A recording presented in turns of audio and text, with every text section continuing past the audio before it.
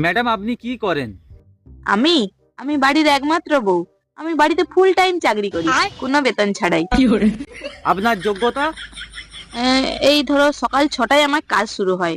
তারপর এই বাসন মাজা, কাপড় কাচা, ঘর দুয়ার মুছা, রান্না বান্না করা, একদম সবার শেষে রাত্রে 11টার সময় সবার খাওয়া দাওয়া হয়ে গেলে তারপর আমার কাজ শেষ হয়, মানে ডিউটি শেষ হয়। আপনার অভিজ্ঞতা? 10 বছর একই রকম ভাবে সবার সেবা করা, 24 ঘন্টা, কোনো ছুটি নেই, কোনো বেতন নেই, আমার কোনো অসুস্থতা নেই, তবুও সবার একই ডায়লগ, তুমি কি করো? আপনার স্যালারি কত?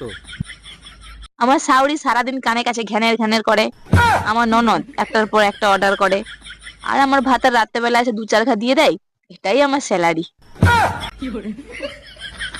আপনার প্রমোশন? প্রথমে মেয়ে ছিলাম, তারপরে বউ হলাম,